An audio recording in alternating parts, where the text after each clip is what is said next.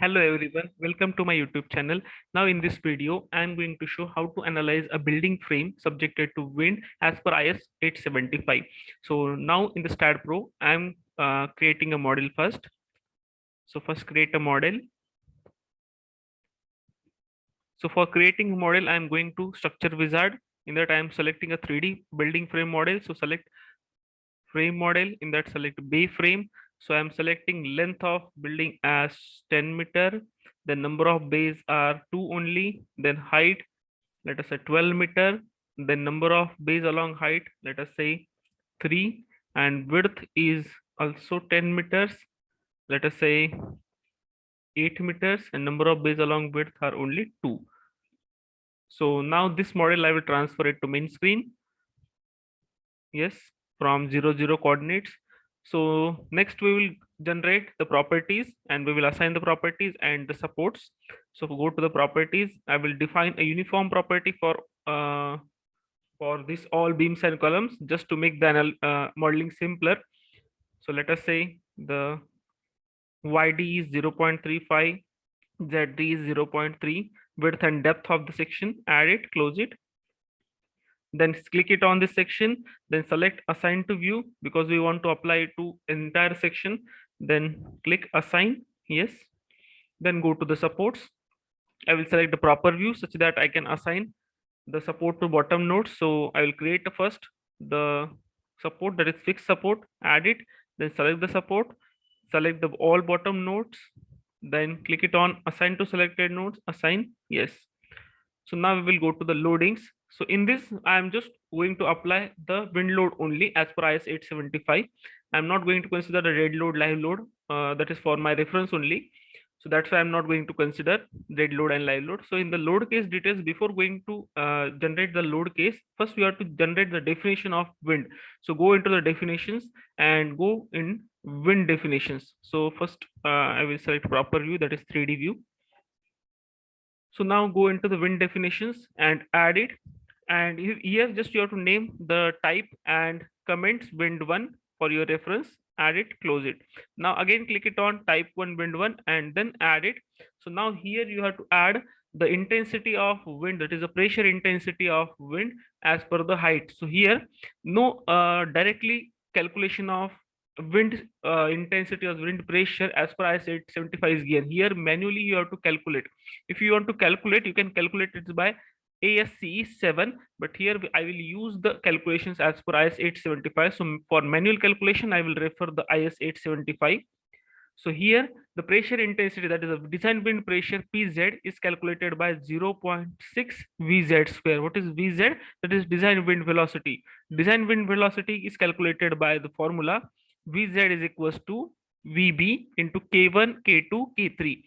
So it is given here Vz is equals to Vb K1, K2, K3. So I will assume some proper basic wind speed Vb, let us say 44, 45, depending on the region. So you can use this IS code, IS 875 part 3.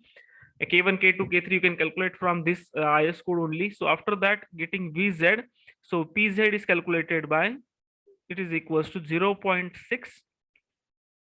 into Vz square, where Pz is mentioned in Newton per meter square, but in StatPro we have to enter it in kilonewton per meter square, but the value of Vz is in meter per second. Okay, so after calculating this for my example, I have some approximate values ready with me. You can calculate as per your requirements. So in the StatPro, I will enter with this value. For height, along the height, you can select the proper height along the story for particular stories. So starting from ground story, first story, third story, up to the maximum story, you can select the, or you can calculate the intensity. So here I calculated it as 1.1 for height. Just a second.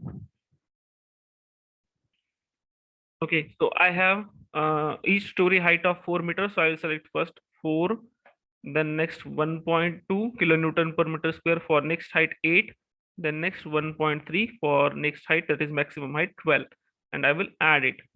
And you have to give the factor as 1. So add, close. So definition is created, but this exposure definition is not added or not assigned. So this we have to assign, and this we have to assign to the entire structure. So select assign to view, and then click it on assign and then select yes.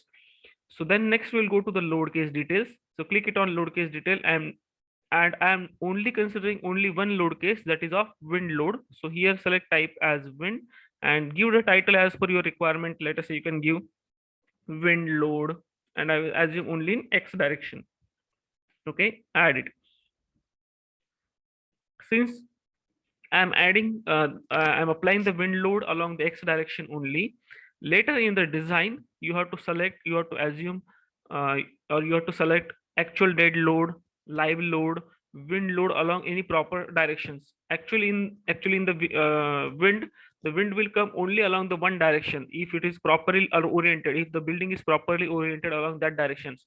If it is not, then you can take the contribution of that wind to a particular surface and another particular surface. Okay, so here I am only assuming the wind is acting along the X direction only. So that is WL wind load in X direction. So I am going to add it, and then I will select the wind load. So before selecting this, the wind definition is very essential, so that we have created the definitions.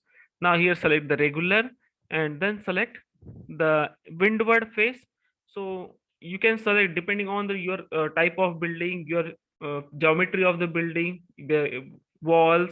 So how much contribution of wind is acting on windward face, and how much contribution of wind is acting on leeward face.